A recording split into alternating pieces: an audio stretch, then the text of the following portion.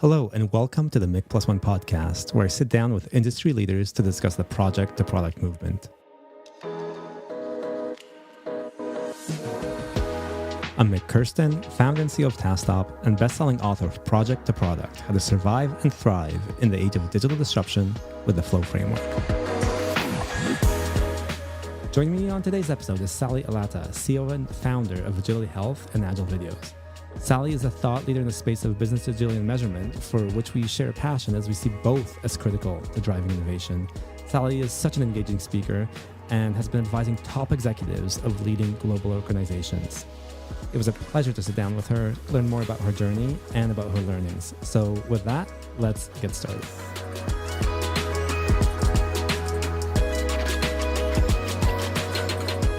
Hello, Sally, and welcome to the Project to Product podcast. How are you? I'm good, Mik. Thank you so much for inviting me. My pleasure. I had to invite you because over the last couple of years, I've just been encountering the work and the footprint of your work more and more in many organizations. And I think that we've seen a lot of organizations adopting AgilityHealth, your platform for measurement and continuous improvement. And I think a lot of people also, of course, know you from your Agile videos. But before we get into all of that and kind of our shared passion for metrics and measurement that we'll talk about here, can you just tell us how this journey started for you? How did you end up here? How did you end up being so passionate about these topics? Sure, thank you. I am originally from Sudan in Africa. So for people that don't know me, I was born in Sudan. I lived with my mother in Scotland, in Edinburgh. I used to have a Scottish accent. I've lost that over the years. My mother was getting her PhD, and we then moved to Saudi Arabia. I graduated from high school, from an American school. And when I graduated, my mom's like, where do you want to go, Sudan or America? And I was like, okay, really, Mom? Of course, America, the US.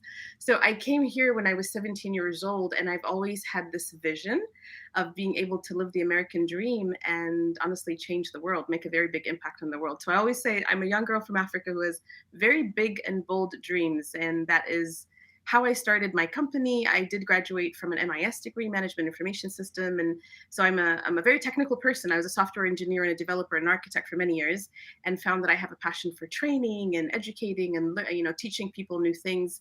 I like to take very big, complex problems and simplify them and visualize them. And I think a combination of all those different things brought me to being an entrepreneur and starting my own company about 12 years ago.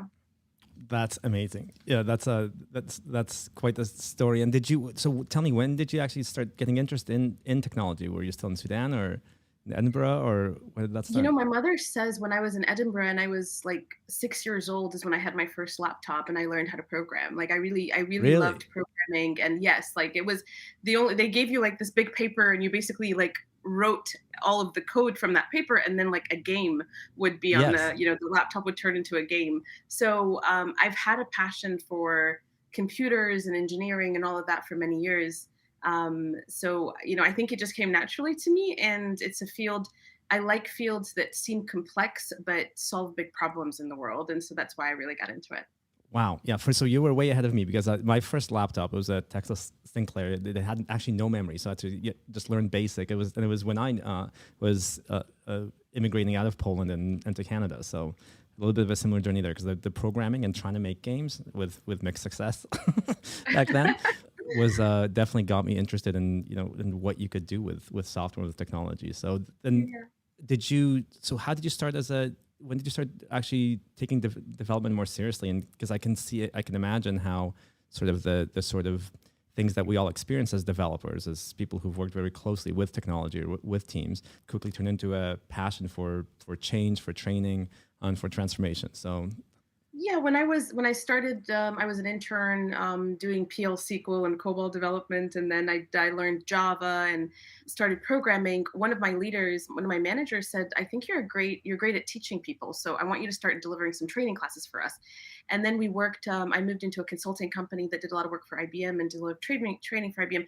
I just realized that educating people and simplifying complex topics. And sometimes I'd be the only girl in the room, and sometimes I'd be the only, mixed girl in the room. But I didn't really care, Mik. Like all these things really didn't matter to me because I was so passionate about the topic.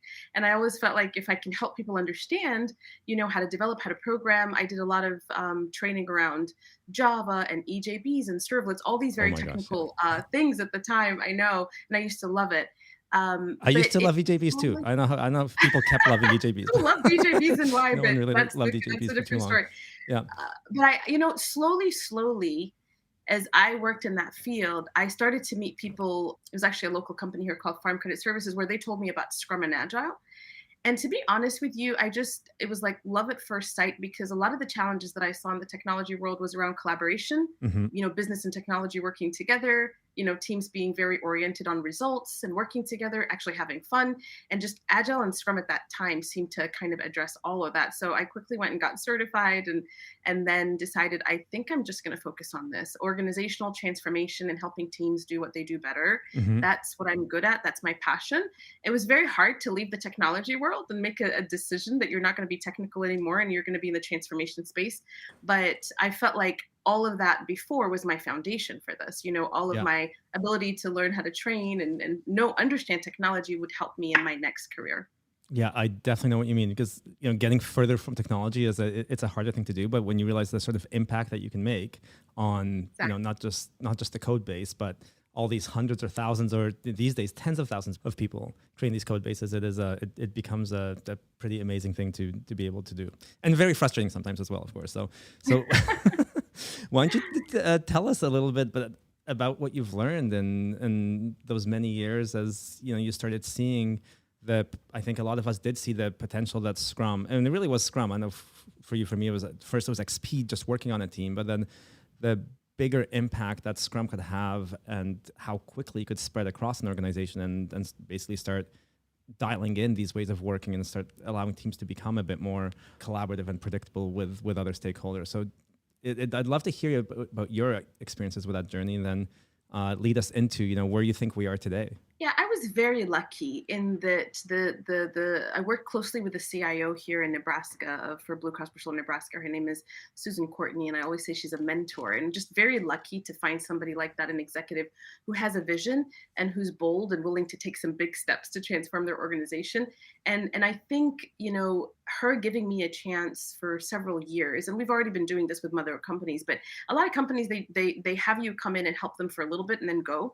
And then you never see the lasting results. But at Blue Cross Blue Shield Nebraska, that was sort of, I would say, my first end-to-end case of what does it look like when the team and the business leaders and the executives, and it doesn't matter where you are within the organization, are adopting agile ways of working.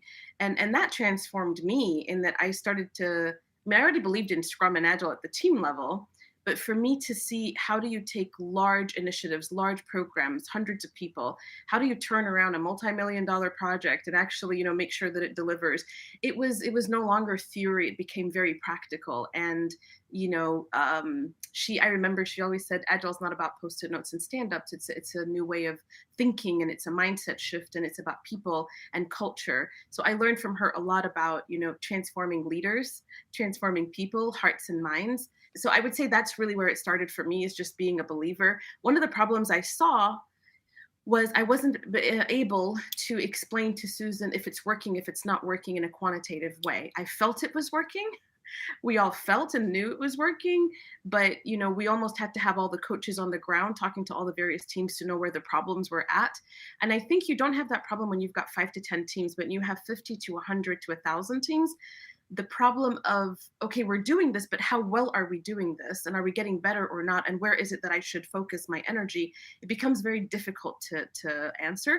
That is what led me to say, I think this is going to I'm very, obviously strategic and innovative, but I felt like that's going to be a problem for other companies that are transforming, is how can I measure where we are and how can I improve using quantitative data to help me understand. So that's where AgilityHealth came from.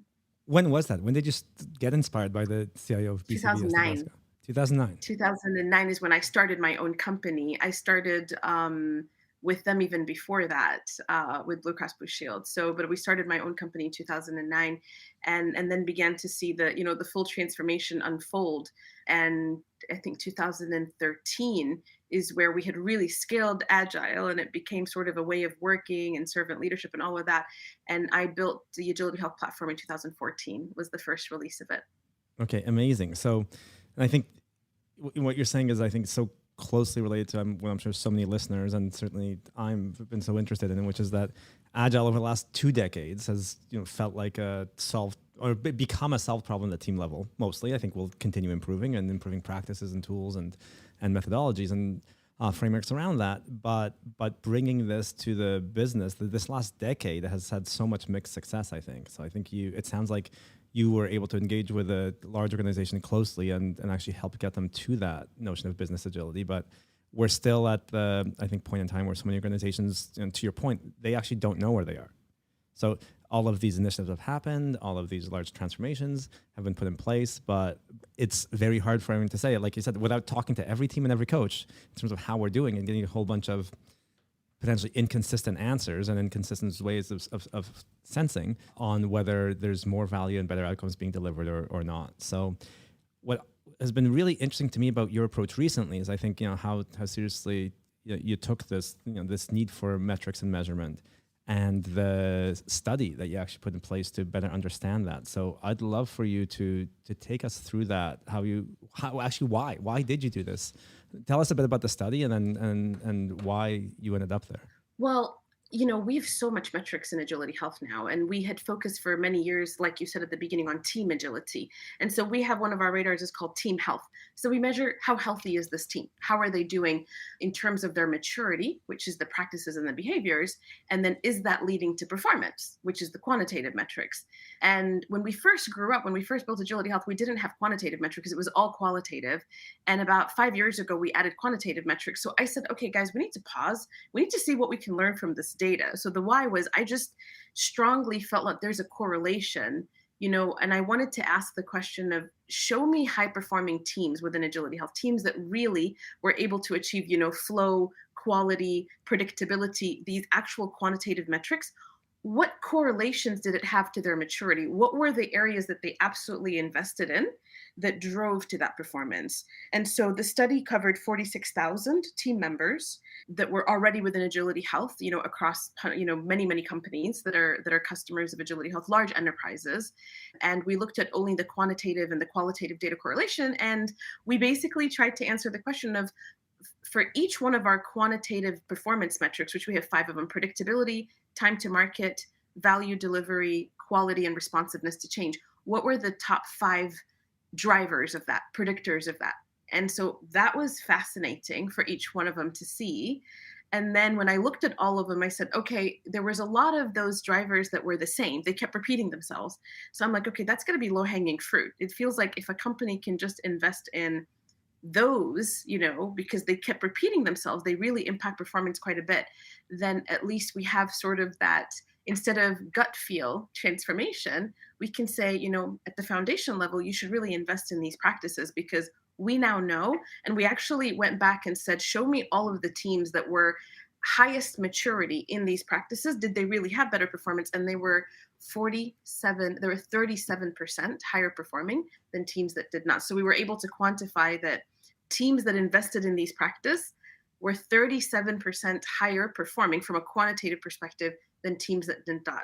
And I was honestly astonished about some of these top practices that showed up. Do you mind me sharing some of them with Yeah, some of the I would listeners? love to dig into those because but tell us, you actually hired a university as well to do this. Just tell us a bit about how you set this up. Yes. Because Oh, it's yeah. a We very did not do this on substantial our study. own. Yeah. Yeah, University of Nebraska at Omaha has an org psych division, organizational psychology division. We had hired them 7 years ago, actually, to do what we call quantitative correlation analysis and look at question validity, because some of our questions that we ask need to be valid from a physical analysis perspective. And so we hired them back again. So this was their second statement of work with us to do that. And Kevin, who's a PhD graduate from there, is the one that really helped us, along with the dean for the UNO org psych division. Well, that's excellent. Yeah, to add that kind of rigor to it. I'm obviously a fan of that. Yeah. Oh, so, yeah. And I learned a lot about the way, the approach that they did it, and the the correlation, and the way that he would talk about it is something called stepwise regression analysis. Using all of the weights, we're using an unstandardized regression coefficients. There's a lot of stuff he put into it. For me, I'm a business person, so I just looked at the end result and I was really excited to see some of the insights that we got out of that. So yeah, so let's dig into those. So tell me, maybe let's start with where you were, like the biggest surprises to you, because I think those are always some of the best learning. So, The number one was not a surprise because it's very much around a specific agile practice that really drives team performance. And that ended up being weekly iterations. So, teams that had a strong maturity around planning on weekly iterations, 2-week sprints, Hmm. planning and delivering on 2-week sprints had the highest performance. So that did not surprise me at all because I expected some of these agile, practices to show up. Generalizing specialist was number two, and that is around T-shaped individuals. So that was cool because what that meant is that, having people not specialize in one thing, but allowing them to learn, be specialized in something, but learn other skills around it so they can help the team as needed this was evidence that practice, that cultural practice that we've always advocated for in Agile makes sense. The other ones that showed up on the list was the creativity and innovation. That was my pleasant surprise, to be very honest with you. I did not We've always talked about creativity and innovation. We've always talked about how important it is for agile teams to be empowered to make decisions, to solve the problems. Like, give me the problem, don't give me the solution, and allow the teams to figure out the how. But the fact that creativity and innovation actually was ranked number 4 there, teams being able to empower it, I really love. That was one of my ahas and my surprises. Planning and estimating was not a surprise for me because, again, think about that one along with weekly iteration. It just talked about teams that have the rigor of knowing how to break down epics and stories into smaller chunks and get them done within 2-week or 1-week sprints were higher performing than other teams. That totally made sense. And then the last one, number 5, was self-organization. That was a surprise because, again, this was more of a cultural value, and it also related to empowerment. And self-organization is about delegating decisions down to the team, and enable them to manage their own work and not dictating to them. So my 2 biggest surprises was creativity and self-organization. Both had that empower the team to solve the problem, don't tell them what to do. We've always known that, we've coached that for years, but having quantitative metrics now that shows me that actually has led to high performing teams, I was like, oh my gosh, this is gold. Love it. We finally have an answer that people should, enable teams to self-organize around their work. I remember seeing something on the roles and clarity as well. Was that Yes, related? roles and expectations and size and skills. So the other 2 that came after that was we also included, not just what drives performance, but what drives team's happiness and confidence of the product owner in the team. And so a few more showed up over there, which is clarity on roles and expectations, people knowing who is doing what, and then the teams having the right size and skills and stability were also another big driver.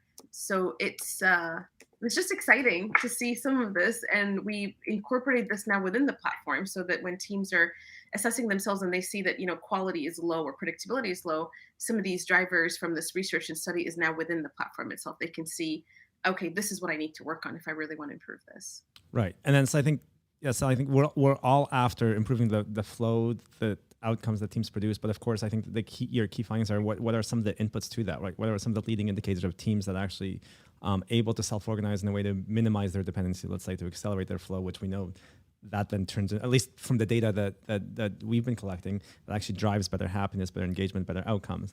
So, and I really like how you've got this at just a very fine-grained level with just this really impressive data set. So now that you've got this, I'd love to hear some about how you actually see it being acted on at organizations that you work with. So, the data's there. We've got these, really neat spider charts and the rest. Take us through an organization that, let's say, was in and it can be a larger one or a smaller one. It'd be good to get a sense for size, but one that you actually saw do the right things with the data with these kinds of insights. How do they approach it? What have you seen as the sort of the success patterns of creating this roadmap for improvement, for change? Because I think one of the things that I know is tricky at a lot of these organizations is that they're getting these metrics, getting these data, and then the teams have no time to act on it. The teams get then additionally frustrated that, okay, we shared our data with you, but nothing's changing. The bigger picture, let's go up a level before we go down to the team level, is our goal and our objective is to enable business agility and enterprise business agility within the transformation. And again, I'll just remind people, when I say business agility, it's not about agile. Business agility, the definition is the ability to respond to change, learn and pivot, deliver at speed, and thrive in a competitive market, because gone are the days where big companies eat small. Today, fast companies eat the slow. Yeah. So we always have to keep that in the back of our mind, is our objective from all of this is to enable business agility and help teams achieve outcomes. In order for us to do that, We have to invest in team agility, which is what we just talked about, measuring and assessing where the teams are at right now, helping teams identify obstacles that are blocking them. What we do within Agility Health is we really create a culture where teams themselves commit to improvement within each iteration. So they have a backlog of features they have to develop, but they have 2 or 3 things in the next quarter that they're going to do to improve themselves.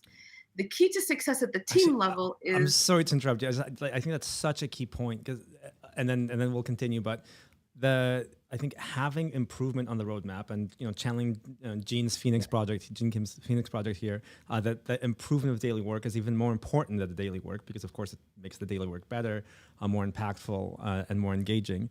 And more joyful. How do you actually do that? Because you're providing them with this input. How do you get it on the roadmaps? How do you, and maybe this is going to get back to your point on organizational support, but can you just dig a well, bit deeper into that? remember, we don't run surveys. Like running surveys and just gathering data from surveys is a very old school of continuous improvement. The way that you do these assessments for those teams is facilitated retrospective. So remember, we certify people. And the reason we do that is because these are very important conversations you're facilitating with the team once a quarter. The team is identifying their problems. The team in the same session are committing to action. They're building an improvement backlog immediately from the data. And I'm just sharing that because a lot of people don't realize, they think we're just sending out surveys and gathering data and creating fancy dashboards. That's a very old school way. And I actually think it's really, because metrics without action is worthless data. Yeah. So we also ask the team in the same session, in the same team health retrospective, to identify one thing that leaders can do to help you optimize your flow of value. What's one obstacle that's getting in your way that's beyond your control, that if leaders could remove for you, you would flow faster, you would be higher performing. So now what you've got is this activity that's been consolidated into this 2.5-hour session. The teams are assessing where they are. They're having a very open, honest, elephant in the room conversation about how they're doing. They are committing to 2-3 things they're going to do to get better. And they're identifying one thing for organizational leaders and managers to help them. I've now got gold in terms of data, because I now know, I've already put them on the path to improvement, but now I got to come to the managers and leaders. And this was the gap for us for several years. I can't tell you how long it's taken us to make sure that companies are invested in their management layer, that middle layer, knowing that their new role has changed, Mik. The role of managers before, which is to move people around, reprioritize their work, tell people what to do, task manage, that's gone. Today, this is their backlog. All of these impediments and obstacles that came from the team, that is now the new management backlog. So I've always said now managers need to use Agile. I want them to demo back to the team once a month what obstacles they've removed for them. I want them to measure their velocity. I want them to commit to continuous improvement. They should be, focusing on talent development and all of that. So I just think the role of the manager is a very big part of the success of any transformation. I think we've forgotten about them. We've influenced the teams, we've influenced the executives, everybody's on board, but the managers are like, yo, you just disrupted my role.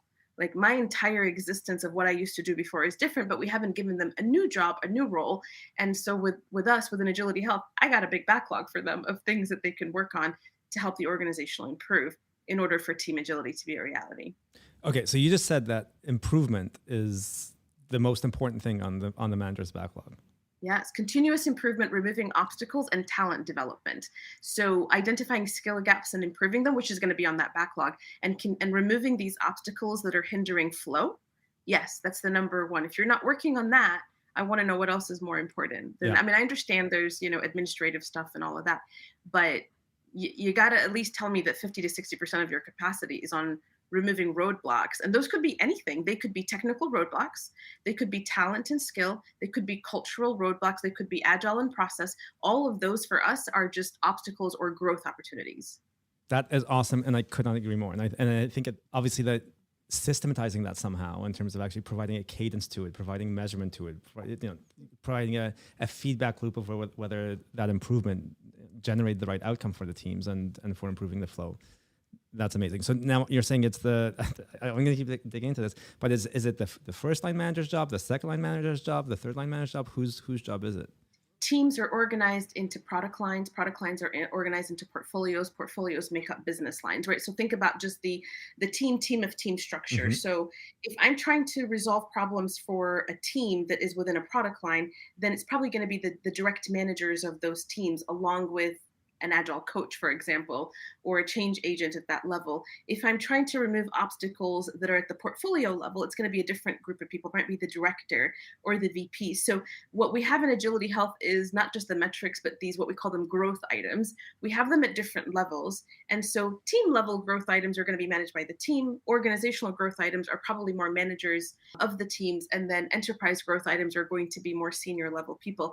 But the point is, everybody roll up your sleeve and help us. Instead of asking me for fancy dashboards, which we've got them, every dashboard. And by the way, I have to tell you, I want to give kudos to Troy McGinnis. Troy McGinnis was the Agile metrics guru who helped us design our dashboards. And he's taught me that every dashboard has to answer the question of, what is the data telling me? So what? Is it good or is it bad? Now what?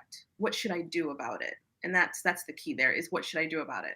Yeah, Troy is great. He's he definitely was one of the first people around the flow framework by was Troy going, Troy, would this have worked? Would this be helpful? Exactly. Yes, he's amazing and he's hilariously funny. He is. He's a funny guy.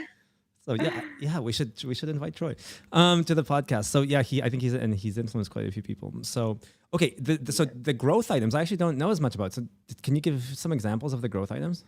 Oh wow, yeah, growth items are written as stories. So just like a regular user story is, as a team, we want to do XYZ, so that ABC. So stories could be the same thing. For example, as a team, we want to improve our quality by increasing our test automation percent. So what's my acceptance criteria for that? We are going to have 2 other people be upskilled on automated testing. We're going to have to fix so these are considered acceptance criteria of what we're going to do to achieve that. I basically ask the team, fast forward 3 months from now, what is it that's within you? You can't just say, I want to improve engineering practices. That's an epic. You can't just say, I want all of our teams to be more stable. Okay, that's like really big. Those are epics. So just the same thing we learn about, epics, feature stories, but we take that and we adopt it to growth items, which is, what is something that is feasible that within the next month or 2 months you can actually do that will improve the performance and the flow of this team. And how much do you rely on with this? I think it'd be great to have your sense, and I think, as we all know, some teams are performing better, have better health. There's just a pretty big dynamic range. So how much are you in terms of, and of course there are different reasons for this, right? In some cases it can be a whole bunch of technical data team is struggling with. In some cases it's more organizational data and these kinds of things. So how much of presumably some of these growth items are to help teams become higher performing, like some other teams within an organization. How much are you seeing that? How much are you seeing that there's some great lighthouse teams, whereas you've got a large number of teams lagging, and within these organizations, how much are you seeing that those teams, for example, are continuing to prioritize their growth items more, where the other ones are continuing to basically function as feature factories and drive up their debt rather than focus on improvement? It's always the commitment from the leadership team to this continuous improvement measure and grow program that makes a big difference. Okay. Yeah. So it's just like Agile. If I bring Agile bottom up and I tell a couple of teams to go get training and, hey, it's optional if you want to do it or not, you're going to get different level results when it's just sort of, we can do it, we don't have to do it. But a lot of our programs, because a lot of large companies come to us, they're coming from a leadership perspective. And so it's a program. It's not, hey, we want to use this tool to run an assessment. And I always tell them, like, that's dead on arrival. But you are launching a continuous improvement measure and grow program. The leaders are communicating why we're doing this. The leaders are saying, we're going to remove obstacles. When we have that kind of change management around it, there's a lot of adoption. There's a lot of excitement. We have to create psychological safety, Mik, because a lot of people are afraid of data and they think it's going to be used to punish or reward them. So my famous quote here is, if you ever use data from AgilityHealth to punish or reward the teams, you'll never see the truth again. Yeah. We have such high quality data because the teams trust that this will be used. So I would say the teams that invest in the process and bake it into what they normally do, like a lot of teams that are using SAFe, for example, Scaled Agile, they have at the end of every PI, they have something called an inspect and adapt meeting. It's when so that is when they should be using AgilityHealth and doing those team health retrospectives within their own retro, that 1 hour retro that they schedule at the end of every PI, use that time. So once they bake it in and it's not an extra thing that they're doing, it's not an afterthought, those are the teams that operationalize and honestly have a lot more success because they have a commitment to growth and improvement. So. Yeah, and as I've been working with more senior leaders who I think, again, I completely agree with you. They're the number one thing they can do is actually drive a roadmap of improvement and create sense making around improvement. I've seen a lot of organizations adopting OKRs, which I think is great. I've been using them for almost the entire lifespan of TaskTop. And I've found this, and I'd love to get your thoughts on this. One of the most effective things that I've seen adapted is to actually have an organizational, and this might be for a line of business, might be for a portfolio or a portion of the portfolio, but to actually have an OKR, an objective key result, that has improvement in flow. So flow time, flow efficiency as a part of its measurement, right? Because that forces this cascade of what then I would hope turns into your growth items, however the teams do this. But without that high level organizational support and endorsement that allows teams to prioritize that improvement, of course, what happens again is the teams focus only on the other items on the backlogs. Then get inundated further. WIP and flow load grows even higher, and their ability to actually take down those backlogs goes down. So how do you, when you're speaking to more senior people, so that's been one of my strategies, like just make a KR, that's a flow metric, that's it. You just need to do it, or your teams will continue to not have the space. And again, as you mentioned, SAFe puts this into the PI cycle, there's different strategies. What have you found successful to convince leadership and senior leadership of how important this is? Because that is one of the biggest challenges I know we're seeing in the data in the industry, as well as as we're collecting it, is the portion of times that teams spend on all the other backlog items versus the ones they actually spend on ones that drive improvement and flow. And that's because, of course, they're overloaded, and there's no no time for improvement, which of course is a self-defeating issue. Well, it's kind of what we just talked about. Teams have a feature backlog, and they have an improvement backlog, right? We agreed to that as a principle, which is a must-have. So now we got to say, how do we make sure that aligns with the leadership and the executive roadmap? So I want to take you a step back before I answer that question, because I think, so my vision from AgilityHealth has always been way bigger than just team agility and team health radar, right? That's one small portion of it. My vision has always been, how can I help an organization see how the maturity of their teams is a leading indicator for the performance of the teams, which is the quantitative metric, and that those two are leading indicators for the outcomes and the OKRs that the team accomplish. Exactly. Okay, so I just want to paint this picture, which is maturity, performance, outcomes, and each one is a leading indicator. And the only metric we really should care about at the end of the day is the outcomes, the business outcomes that we're accomplishing. And so AgilityHealth as a platform has always had those three metrics. You can visualize them next to each other. Maturity data we get from our radars. Performance data we get by integrating, which I think we're going to be integrating with TaskTop here fairly soon, which is exciting to be able to pull some of that performance data. And then we have an outcome and an OKR dashboard. When we are working with executives to talk about outcomes and OKR, we say there are two types of outcomes you should be creating: business outcomes and transformation outcomes. Business outcomes are those almost like the features for the team. Those are the things we must get done. We need to increase this. We need to, roll this out. We need to have higher level of customer adoption in this market. We need to make sure our sales, or our conversion rates are big. I mean, these are all like AIR, the acquisition, activation, revenue, retention, referral, product kind of metrics. But equally, what are the transformation metrics or the improvement metrics and outcomes that you're going to, and I think that what you'll see is a lot of the portfolio business leaders are trying to drive the business outcomes, but then you'll have the transformation leaders that are supporting that portfolio are also, from an executive perspective, basically leading the transformation outcomes. And those are all like the ones that your 5 flow outcomes, the flow efficiency, the flow distribution, all of those, happiness, quality, all those things, basically doing what we do better. If I agree with you, if we don't create outcomes around it, then how are you going to prioritize identifying the gaps related to it and then removing it? If my entire outcome base is like a big feature list of here's all the work you need to get done, you'll be doing it slowly and ineffectively, and you just will never pause, slow down enough to speed up. So that's sort of my answer there, which is tying maturity to performance to outcomes, and making sure at the outcome level, we've got both types of outcomes, business outcomes and transformation outcomes, that are changing the ways of how we do our work. Yeah, and I think you're putting it so clearly, because this is exactly what I'm saying as well, right? Is you need to be tracking all three, and then the fact that they're leading indicators of each other is critical. And of course, then you can create a feedback loop. from that. So I think those, and this is exactly what we're seeing when we look at the value streams from flow metrics. Now the flow metrics don't track maturity, right? They're just an outcome themselves of maturity, just like business results are an outcome of the flow of what was delivered, the value that was delivered by a team. So I think that what you're, tell me if you agree with this, but basically it's hard to map them one-to-one, of course, but actually having a clear correlation from maturity to performance to business outcomes actually allows leaders to create this feedback loop. And then of course, the hope is to further invest in improving and driving maturity and scaling those practices. Yeah. Well, and actually aligning them to each other visually is exactly what we are doing within Agility Health. You can click. So the way that we organize the data is by team of team, product line, portfolio, but you can click at any level and say, what's the maturity of this group? Click over what's the performance, click over what are the outcomes.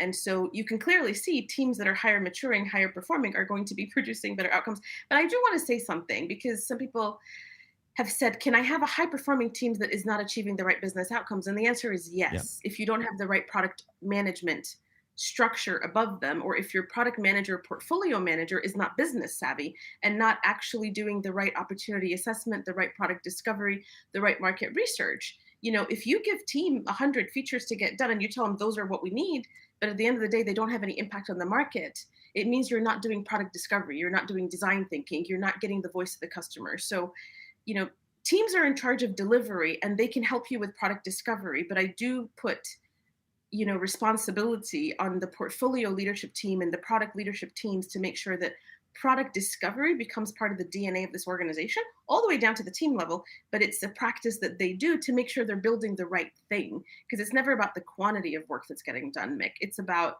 is it impactful? We did some work with a large, financial company, and the problem that they brought to us is they said the top of the funnel is too big. There's too much work coming in. Mm-hmm. So the teams are overwhelmed. And I said, well, we're going to have to apply outcome-based planning and product discovery to solve that problem, because you've got too much stuff that's unvalidated. It's all everybody's idea, but you haven't validated any of it. So our goal was to reduce the top of the backlog, but make sure that it's coming in with the most valuable ideas.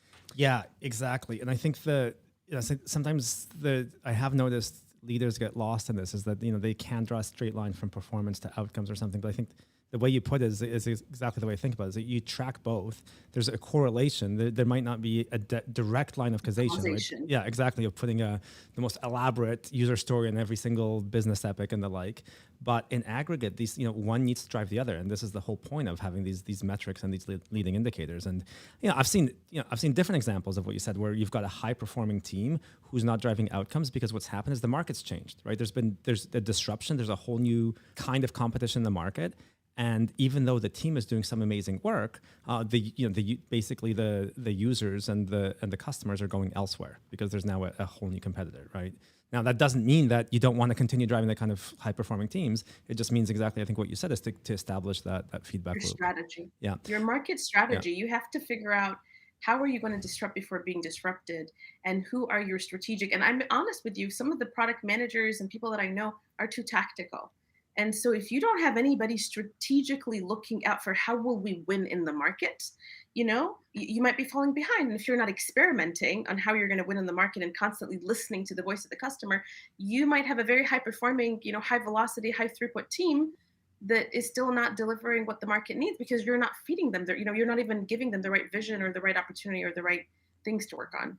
Yeah, exactly. And then I think the other thing I've seen, I'd love to get your feedback on, that I think is very effective, is actually to understand what kind of market it is, right? So, and what kind of domain you're in. So I just, another podcast is from Dave Snowden, right? Because I think for me, the Cynefin framework inspired me a lot. And there's just different, if you're in a market that has chaotic dynamics, and domain that's chaotic, where things are changing so quickly, what you said, basically that feedback loop you need between the team's maturity, the performance, and the outcomes, and then potentially understanding, okay, what we now need, someone with this kind of domain expertise on the team that we didn't have before, and to augment, the design team or product management in this way, or to now master this new kind of stack. That feedback loop between those leading indicators, those metrics, has to be so in a chaotic domain, has to be so fast, because you're acting before you can actually plan. Whereas if you're in the complex domain, or in the complicated domain, maybe it can be a bit slower if you're delivering, payment technologies as one component of a massive portfolio of software. So I think that the thing I've been seen very effective is to make sure that you're tying these metrics and I think, as you're saying, these three sets of metrics to the kind of market conditions and the kind of strategy that you're executing on, which means you need to understand them, and you need to understand them at the portfolio level. Yeah, and maybe that will just bring me to one of my final points here, which is when a company comes to us and says, "Help me mature," team agility and team performance and team health is one of the radars that we have. But we normally also start with what we call the business agility radar. And that is more for the line of business leaders, the portfolio leaders, to help them assess to what extent have they matured product management, design thinking, outcome based planning, organizational design, leadership and culture, digital transformation. Have they invested in digital? The questions that we would ask there in the maturity assessment there is way different than the team level. You know what I mean? But Mm-hmm. so the point that I want to make is, investing in maturity is something that should happen at every level of the organization. At the enterprise level, it should be about digital transformation and enterprise business agility. At the product level, it should be about maturing product management and potentially DevOps, right? At the team level, it's going to be about improving team health. At the individual level, role-based talent development. How do I get better in my role as a developer, as a scrum master, as a product owner, as a product manager? I believe that if you do that, if you create an engine where at every level of the organization we are measuring and improving and using insightful data to lead us, then who's going to stop us? I mean, nothing can stop us anymore. So I'm just bringing that up because I don't want listeners to come back and be like, oh, it's all about team health. No, team health is one, that you should absolutely consider, because I would say that's the base of all agility is teams. But what about your, business agility maturity for each portfolio? And one of our large customers now, the Federal Reserve, that's exactly what they're doing. So they're doing, team health as a bottom up. They're doing EBA, enterprise business agility, from a top down perspective. And then they're using that data to inform their strategy of where to invest. That sounds like definitely a roadmap for success. So basically, it is kind of self-similar at each level in terms of the as you said before, the growth items that you need to invest and the data that you collect, again, at this higher level of abstraction. So, okay. So we're start to wrap up here. It's amazing. Any guidance to getting started or kind of scaling these initiatives? What advice do you have for leaders who kind of have a sense that they're not getting the right kind of data on how to Make get it a started on this? priority. Please, anybody who's listening, make continuous improvement, measurement, and growth a priority. It is not about gathering fancy data and getting better dashboards. That's not what we're talking about here. We are talking about everybody rolling up their sleeve and, first of all, leveraging the right data, which is maturity, performance, and outcomes, and then saying, where is it that I can help remove impediments and obstacles to increase your performance? So I think just investing in this whole domain of measurement and improvement and providing leadership oversight over it and leadership support and buy-in, and never using the data to punish or reward the team. So please don't create a bonus structure for the executives that have the highest performing teams, because then they'll be forced to say that they're high performing. So you want to create psychological safety. That's really my biggest advice, is just get started with this, make it a priority, create psychological safety. Don't monkey with the data and use it the wrong way and punish. And you will see amazing results, because I believe, Mik, that companies that are going to thrive are the ones that can outlearn other companies. It's not about your size anymore. It's about your ability to outlearn and outdeliver your competitors. And so this is now a world of learning, inspecting, adapting, and pivoting. And it should be more data-driven as opposed to gut feel, which is what we've got right now.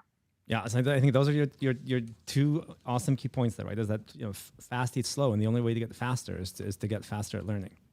Yes, exactly.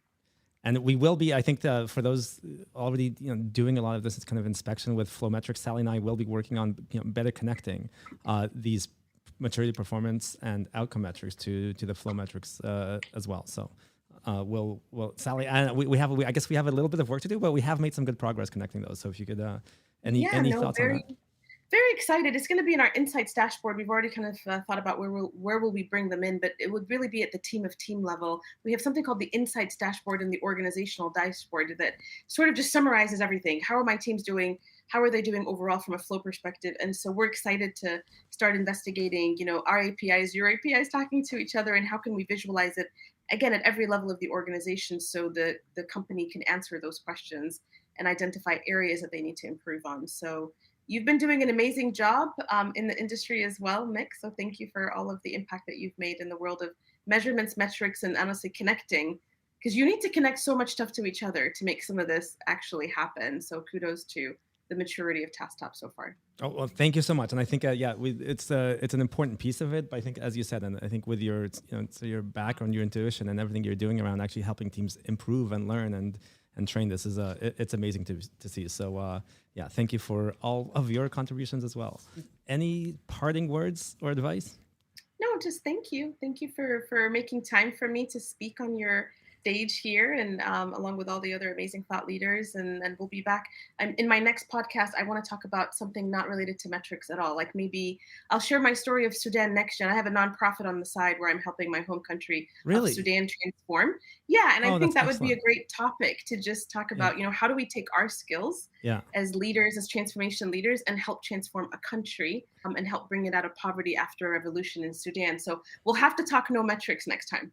Oh, that's amazing. Yeah. And I think, I do keep going at the first podcast, and one of my big inspirations was Carlota Perez, and she challenges all of us, all, thought leaders, all practitioners in IT and technology, on how we can actually apply what we've learned to helping governments and countries and entire economies, function better for their citizens. So I would love to hear more of your thoughts on that, Sally. Thank you, Mik. You have a wonderful day. All right. Thank you so much. A huge thank you to Sally for joining me on this episode. For more, follow me in my journey on LinkedIn, Twitter, or using the hashtags Mik+1 or Project to Product. You can reach out to Sally on Twitter at Sally Elatta via LinkedIn, or you can email her at sally@agilityhealthradar.com. I have a new episode every 2 weeks, so hit subscribe to join us again. You can also search for Project to Product to get the book. And remember that all author proceeds go to supporting women and minorities in technology. Thanks, stay safe, and until next time.